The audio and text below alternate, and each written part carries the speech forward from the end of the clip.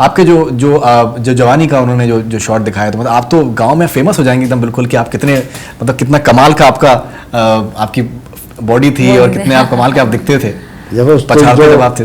जो जवानी की बॉडी थी वो सेंजू भाई साहब की बॉडी के बहुत फिट थे पापा मेरे 66। उस टाइम तो काफी मेहनत भी कर लिया करता मैं।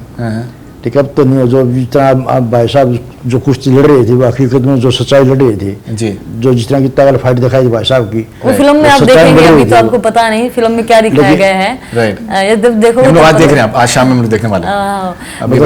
मतलब जो सारी रियल स्टोरी ये बनावटी कहानी थी इसमें।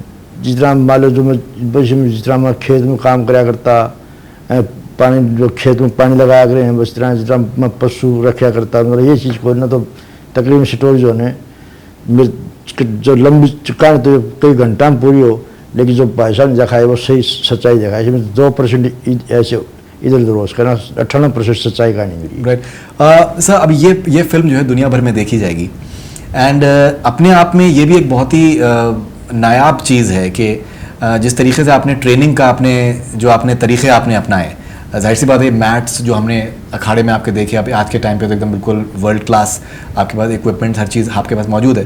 इनफैक्ट हम शादी में जब हम लोग आए थे तो मैं इनफैक्ट किसी को बता रहा था कि इवन टॉयलेट के बाहर भी वेट्स रखे हुए थे सो इस किस्म की लेकिन उस टाइम में जैसे आपने खेत के अंदर आपने मतलब ज़मीन मिट्टी के अंदर आपने जिस तरीके से व्यायाम के उनके तरीके आपने अपनाए, वो आई थिंक मेरे ख्याल से दुनिया भर में जब लोग देखेंगे वो अपने आप में बहुत ही नायाब चीज़ है। बिकॉज मेरे ख्याल से इस तरीके तो कहीं पर किसी ने नहीं किया होगा कि इस तरीके की चीज़ों को अपना के ट्रेनिंग की गई। देखो, जो मैं ऐसा हूँ जो गिटार हैं, जो मिट्टी में दंगल लड़की ने मिट्टी में, और जो लगता 3 गोल्ड मेडल आई थी कैडेट में, गोल्ड एशिया चैंपियन लगता गोल्ड 3 मेडल, तो मिट्टी में खड़ा में लड़की। हम ट्रेनिंग मिट्टी में करते थे। जब ये कोई चीज की जो भाई साहब दिखाई थी, जो मैं पशु बेच करके इसकी मम्मी को साथ ले गया, मैं पटियाला गया हूँ, वहाँ जो कुश्ती नहीं करवाने दी, मैं तो उठाइए 2-4 बार, उन्होंने इतराज कर दिया, ना आप यहाँ से बाज आप यहाँ करवा नहीं सकती है।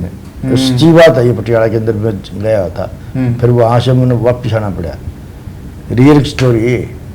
राइट, लेकिन अच्छा जितना जैसा प्रोमो से अंदाज़ा होता है कि जब ये लोग एक्चुअल ट्रेनिंग के लिए जाते हैं, मतलब बड़े इंस्टीट्यूट्स में जाते हैं, तो आपको कुछ एक वो सेंस ऑफ एक कुछ आपको हल्की सी सेंस ऑफ एनवी होती थी कि यार मैंने इनको ट्रेन किया, अभी दूसरे लोग इनको ट्रेन कर रहे हैं, कहीं ना कहीं आपको लगता था कि मेरे हाथ से लड़कियां जो हैं, मेरी बच्चियां जो हैं। देखो, मेरे अब भी है, अभी भी रहता है, बहुत रहता है। अगर मैं मेरे आगे मेहनत करवाता हूँ, मेरी तसली हो जाती है, हाँ मेहनत कर रखी है, लेकिन दूर होती है ना, चक्कर कितनी मेहनत करवाते हैं, विश्वास करवा नहीं सकते।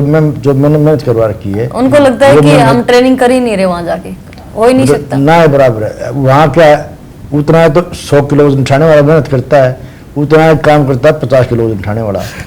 जब ओलंपिक में मेडल नहीं खतरे बहुत ज़्यादा मेहनत नहीं। देखो, दुनिया का में 1 नंबर होने के लिए दिन नाखून चने चबाना पड़े, बिल्कुल बिल्कुल डेफिनेटली।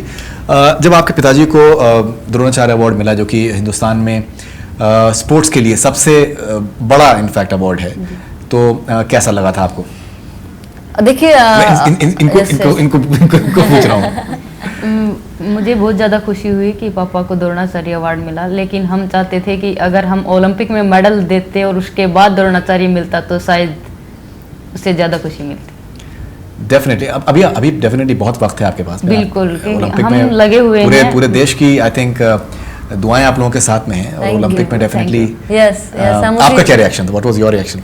देखिए, मुझे मेरे पिता ने जो किया है, हम 3 बहनें हम ओलंपियन हुई हैं, और मैंने 2012 में मैं फर्स्ट वुमेन थी जिसने ओलंपिक के लिए क्वालिफाई किया। हमने कॉमनवेल्थ गेम्स में भी मैंने गोल्ड जीता, बबीता ने सिल्वर जीता था। तो उन अचीवमेंट्स को देखते हुए मेरे पिता को द्रोणाचार्य अवार्ड 2011-12 में मिल जाना चाहिए था, लेकिन ये अभी 2016 में बहुत लेट मिला है, क्योंकि जिनको भी अवार्ड मिला है इन 2-3 सालों में, उनके जो स्टूडेंट रहे हैं, उनके जो पहलवान रहे हैं, उनके अचीवमेंट मेरे फादर से कमी थी। लेकिन हम वेट कर रहे थे, हम कई बार जब भी 2-3 साल से हम वेट कर रहे थे, इस बार मिलेगा, नहीं मिलता था, तो पापा बोलते थे कि मुझे क्या इस अवार्ड का, क्या मुझे फिर क्या मिलना है, कि जब मेरा हक बन रहा है तभी नहीं मिला तो बाद में क्या। तो कभी बोलते थे कि मीडिया के सामने मैं इकट्ठा करके मैं धरना दूंगा कि अवार्ड मुझे दिया क्यों नहीं जा रहा, लेकिन अच्छा लगा कि 2016 में भी उनको द्रोणाचार्य अवार्ड डेफिनेटली देर आए दुरुस्त आए, या देर आए Ultimately, दुरुस्त that आए। is that is what और definitely ये उनका द्रोणाचार्य अवार्ड के लिए ही नहीं, हमारे साथ होता ही है सर, देर आए आने से, देर आए के बाद ही दुरुस्त आते हैं। बिल्कुल Yes. डेफिनेटली चीज मतलब बहुत ही संघर्ष के बाद, इंतजार के बाद मिलती है। बिल्कुल बिल्कुल बिल्कुल।